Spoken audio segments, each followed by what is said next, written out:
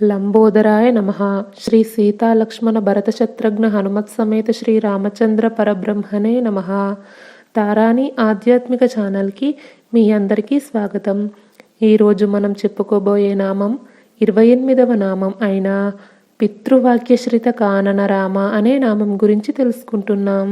పితృవాక్యశ్రిత కానన రామ అంటే తండ్రి మాటను అనుసరించి అడవులకు వెళ్ళిన రామ అని అర్థము.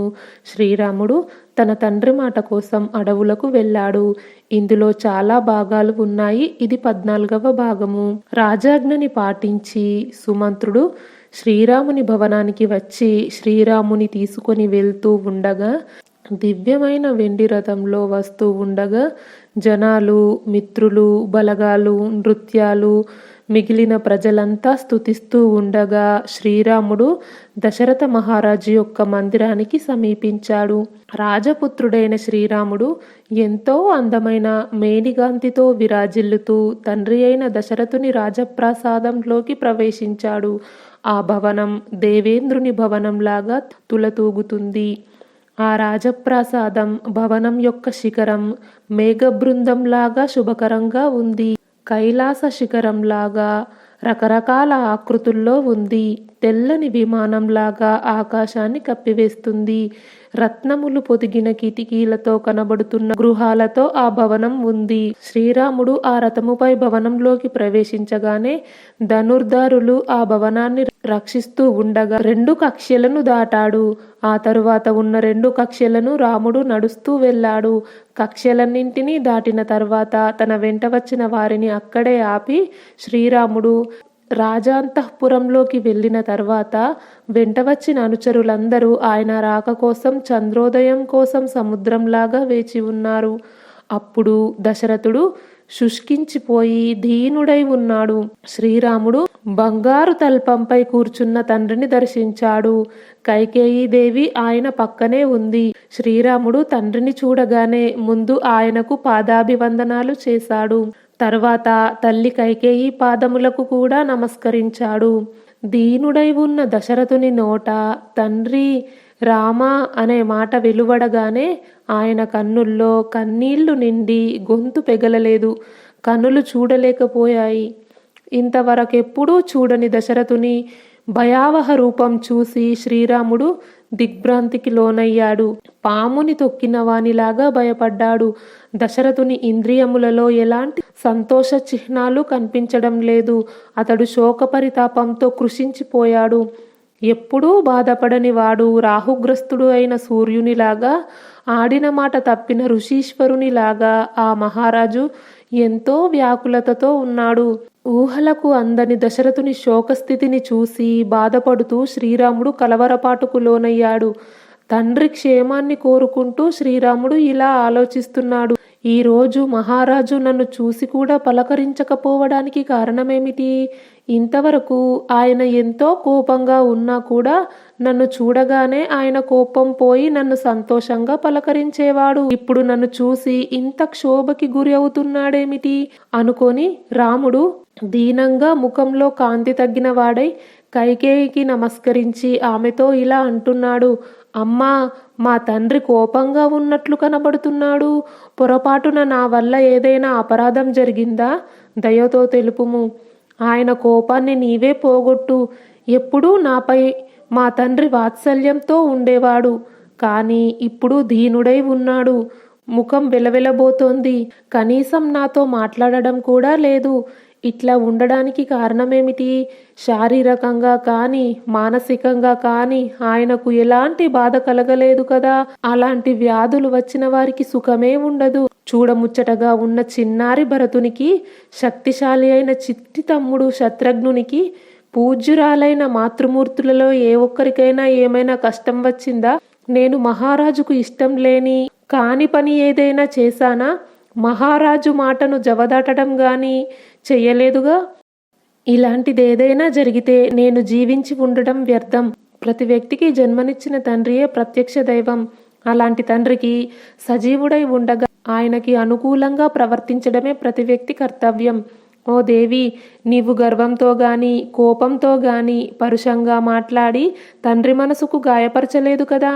ఇంతకు ముందెన్నడూ లేని విధంగా ఈ మార్పు మహారాజుకి రావడానికి గల కారణం ఏమిటి? నేను ఆవేదనతో అడుగుతున్నాను. నిజం చెప్పండి. మహాత్ముడు అయిన రాముడు ఇలా అర్థించగా తన తప్పును కప్పిపుచ్చుకోవడానికి కైక తనకు అనుకూలంగా పూర్తిగా సిగ్గు విడిచి రామునితో ఇలా కళ్ళబొల్లి మాటలు పలుకుతుంది. ఓ రామా, మహారాజుకు కోపమేమీ లేదు. ఆయనకు మానసికమైన శారీరకమైన బాధ ఏమీ లేదు. ఆయన మనస్సులో ఒక కోరిక ఉంది. నీవు ఏమంటావో అని చెప్పడానికి జంకుతున్నాడు. ఆయనకు నీవెంతో ప్రియమైన వాడివి. అలాంటి నీతో అప్రియంగా మాట్లాడడానికి నోరు రావటం లేదు. ప్రతిజ్ఞాపూర్వకంగా ఆయన నాకు ఒక మాట ఇచ్చాడు, అంటే వరాలు ఇచ్చాడు. ఆ పని నీ వల్లనే సాధ్యమవుతుంది. మహారాజు గారు నాకు చాలా సంవత్సరాల క్రితం 2 వరాలు ఇచ్చాడు. ఇప్పుడు ఆ విషయంలో ఒక పామరునిలాగా పశ్చాత్తాపపడుతున్నాడు. నాకు ఇంతకు పూర్వమే ఆ వరాలు నెరవేరుస్తానని ప్రమాణపూర్వకంగా మాట ఇచ్చాడు. ఇప్పుడు దాని నుండి తప్పించుకోవడానికి చూస్తున్నాడు. వ్యర్థంగా ప్రయత్నిస్తున్నాడు. చెరువు కట్ట తెగిపోయి చెరువులో నీరంతా వెళ్ళిపోయిన తర్వాత ఆ చెరువుకి అడ్డుకట్ట వేస్తే ఏమిటి లాభం? వ్యర్థం కదా. ఓ రామ, ఈ లోకానికి సత్యపాలన ధర్మమే మూలము. ఇది పెద్దలు చెప్పిన మాట, అందరికీ తెలిసిన విషయమే. అయితే ఈ మహారాజు నీ ప్రయోజనం కోసం ఆ సత్యరూపంలో ఉన్న ధర్మాన్ని ఉల్లంఘించడానికి నాపై రుసరుసలాడుతున్నాడు. ఆయన ఆ ధర్మం పాటించేటట్లు నీవే చూడు. రాజు చెప్పదలుచుకున్న మాట అది మంచిదైనా చెడుదైనా దానిని నేను తప్పకుండా పాటిస్తాను అని నీవు నాకు బాస చేస్తే ఆ విషయమును నీకు పూర్తిగా వివరిస్తాను. రాజు నాకు ఇచ్చిన మాట నీవు పాటించడానికి సిద్ధమైతేనే నాకు చెప్పు. అతడు నీకు స్వయంగా చెప్పలేడు. కైకేయి రాముని మీద నమ్మకం లేకుండా పలికిన మాటలను విని రాముడు చాలా బాధపడ్డాడు, నొచ్చుకున్నాడు కూడా.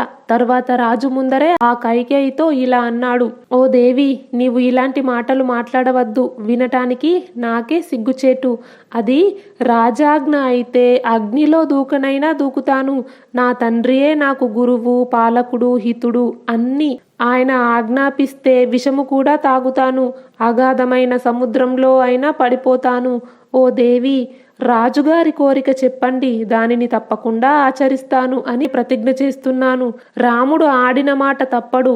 సత్యానికి కట్టుబడి ఉండే శ్రీరామునితో అధర్మపరురాలైన కైక పరుషములైన మాటలు ఇలా పలుకుతుంది. ఓ రఘురామ, పూర్వము దేవాసురులకు జరిగిన మహాసంగ్రామంలో శత్రువుల బాణాలు గుచ్చుకొని మీ తండ్రి మూర్ఛితుడయ్యాడు. ఆ స్థితిలో ఆయనను నేను కాపాడాను. అప్పుడు తను సంతోషించి ధనుర్బాణముల సాక్షిగా నాకు 2 వరాలు ఇచ్చాడు.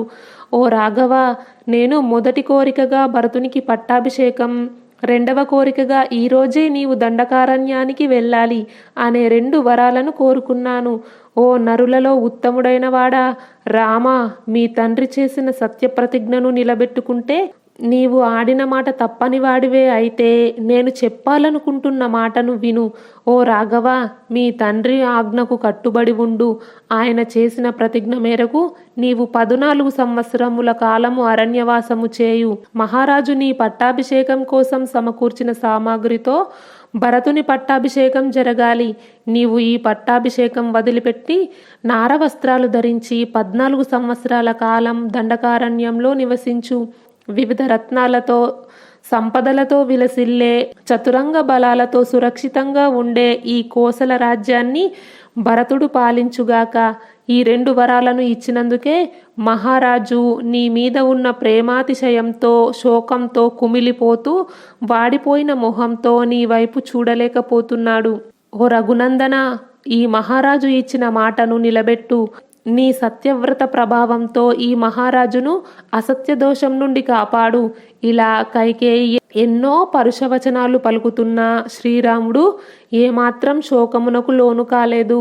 శ్రీరాముని కాంతి ఏమాత్రము తగ్గలేదు. ఎలాంటి వికారానికి లోను కాక నిశ్చలంగా నిలబడి ఉన్న శ్రీరాముణ్ణి చూసి మహానుభావుడు అయిన దశరథ మహారాజు తన కొడుకుకు వస్తున్న ఆపదలను కష్టాలను తలుచుకొని ఇంకా ఏడుస్తూనే ఉన్నాడు. మిగతా భాగం వచ్చే వీడియోలో తెలుసుకుందాం. ఈ వీడియో గురించి మీ అభిప్రాయాన్ని కామెంట్ బాక్స్లో తెలియజేయండి.